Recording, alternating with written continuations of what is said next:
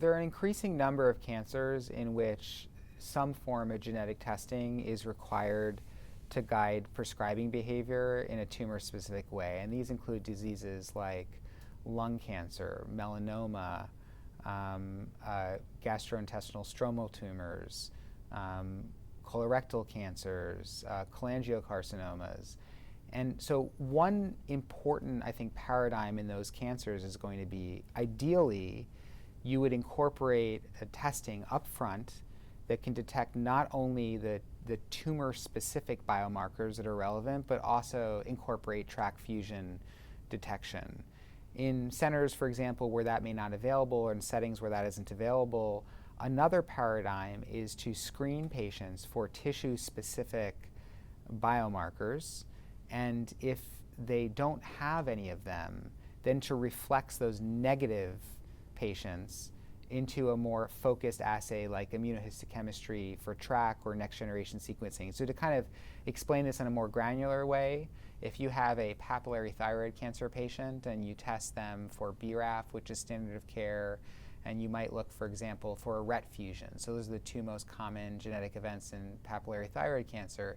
If you didn't find either of those, that would be the patient that is highly enriched for the presence of other actionable alterations like TRK fusions. Or, for example, if you had a patient with gastrointestinal stromal tumor that was KIT wild type, which is the most common alteration, that's a driver alteration in GIST tumors, that would be the patient that I would selectively rescreen for TRK fusions. Same thing with an otherwise driver-negative lung cancer. If the patient is screens negative for EGFR, KRAS, ALK, and ROS, that would be a patient that you would want to secondarily screen for TRK fusions. So I think over time what we're going to see is incorporation of assays that can detect TRK fusions along with all other alterations in one panel test. But as we kind of live through the evolution of the diagnostic space, I would encourage practitioners out there who are managing these patients who have done relevant tissue-specific testing and have not identified any of the common driver alterations in those cancers to consider and talk to their pathologists or local laboratories about secondary TRK screening and fusion detection in those patients. Non-small cell lung cancer really is at the forefront of precision medicine. We now have an increasing number of genomically defined subsets of lung cancer that really guide prescribing behavior. And what these data collectively show is that TRK has really joined that list of genetically defined lung cancers. Lung cancers also, because they have so many genetic targets, are really now almost routinely profiled by next-generation sequencing tests.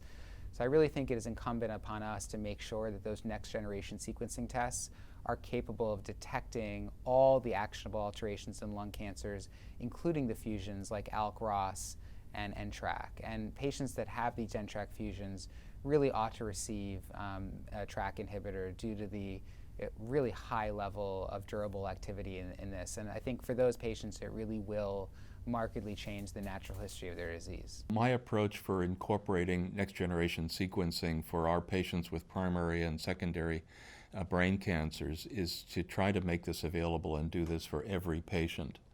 The TRK inhibitors are showing exciting results in the subset of patients who have these driving mutations involving the TRK genes and the fusion transcripts. But there are other drivers that we are identifying through NGS that we are able to evaluate therapeutics capable of targeting those drivers as well. So in patients with primary and secondary brain cancers, there's a growing appreciation and recognition of a number of different drivers and mutations that are relevant in these tumors, and a growing repertoire of drugs are available to target those drivers and mutations for our brain cancer patients, analogously to what's evolved with lung cancer and breast cancer and colorectal cancer.